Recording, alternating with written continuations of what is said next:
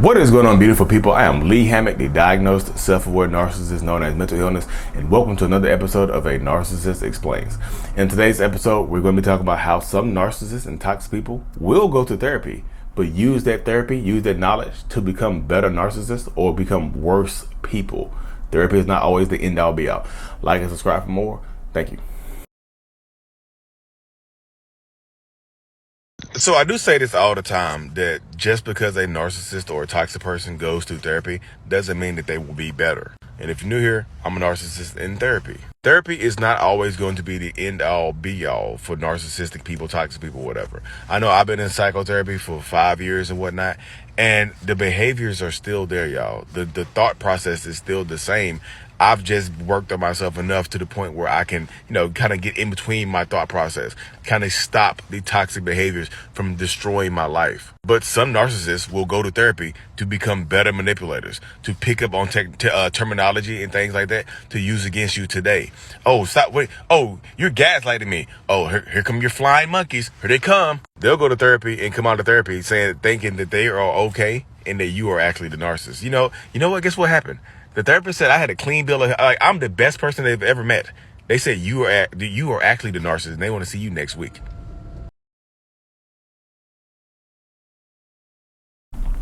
So welcome back. Get my symmetry right here. You can't look. See, this throws it off. One side. I know some people like the one side, but I like symmetry. So if you couldn't read, how narcissistic of you, leader. Worry about how you look on camera. Gotcha. So if you could read the text on the screen, it says, My mind learned terminology from therapy and started using it against me. She also said, yep, he said 3 therapists told me I'm fine and I should leave you before I get hurt, and would throw out terms like projecting, gaslighting, and manipulating, all not in the right context. I'm just telling you. I'm telling you. Y'all keep wanting these narcissistic people to go to therapy, and you end up with a worse, more efficient, narcissist. It doesn't always work out. So many people I talk to, I know a lot of people look at my personal channel, because if you're new here, I've been diagnosed with narcissistic personality disorder. I've been in intense psychotherapy since October of 2017. So I've been in therapy for 5 years, y'all. And it's not been easy.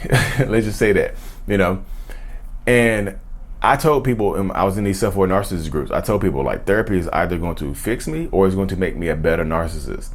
What do you think is done, y'all? I introduce myself as a narcissist at the beginning of every single video. So therapy has not fixed me. It's not cured me. It's not healed me.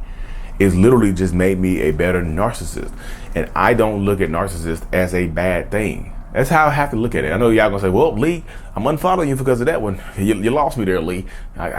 Lee, we had so much hope for you. We had so much hope that you were gonna be the one that did. But I just don't view. Are some narcissists horrible people? Yeah, absolutely, yes. Do some narcissists do terrible, toxic ass things? Yeah, that's why I have 2 million people that follow me online.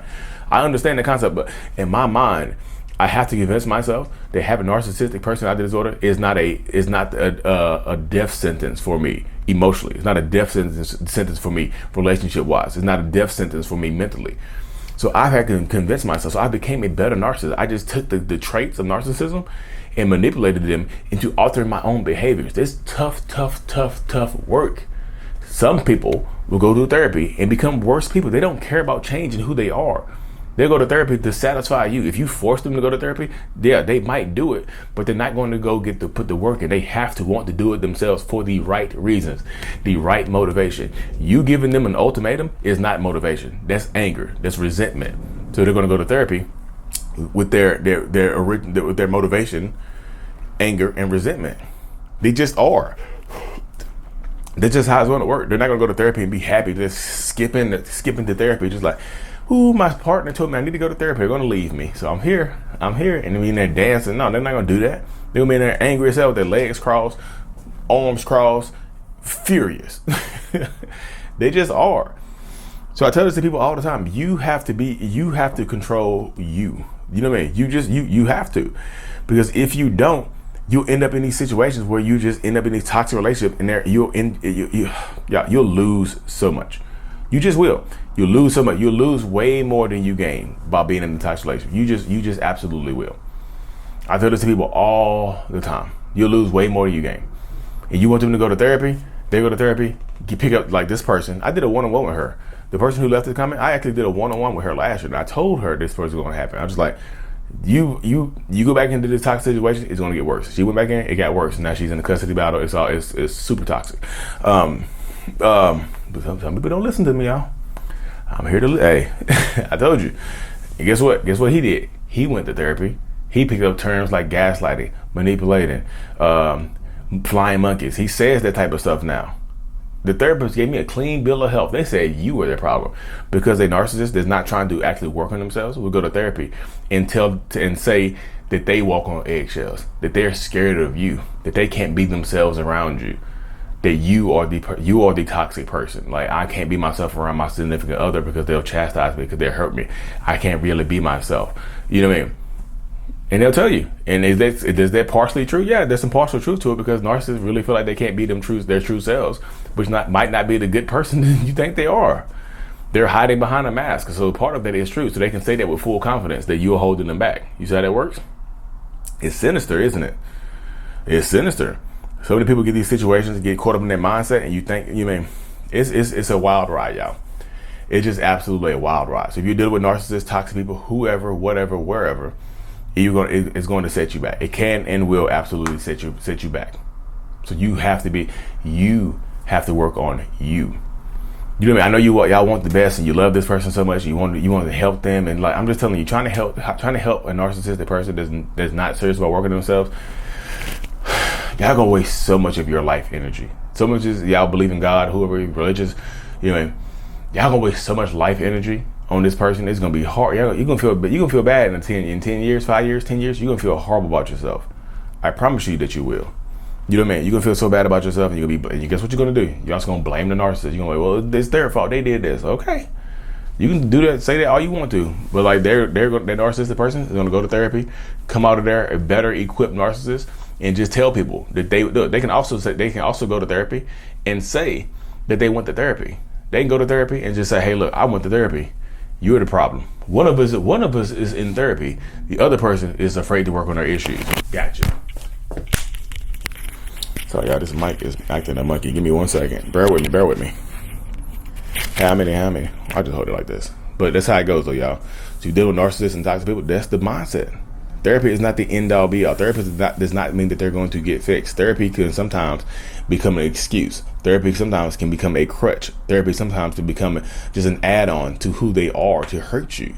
Now they got new tools. You've helped by going to therapy, forcing them to go to therapy sometimes. You've put new tools in their toolbox. They got instead of just having a hammer and a screwdriver in their little narcissistic toolbox, now they got a power drill. They got a buzz saw. They got they got a Brad Neller. They got a nail gun. They got new tools to use against you now. They got a whole toolbox of narcissism now. The toolbox of toxic. The toxic toolbox. You help them.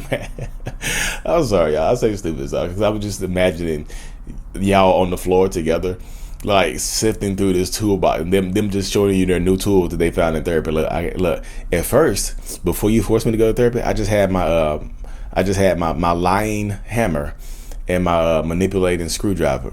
But now I got a gaslighting nail gun. I have a flying monkey buzzsaw. I have a reactive abuse nail gun. Oh, and that last but not least, I got a trauma bond tool table. I got a trauma bond. What is it? Damn it! Ugh. I got some kind of power tool with a trauma bond. I got a trauma bond lawnmower. Could cut the grass. But you see what I'm saying?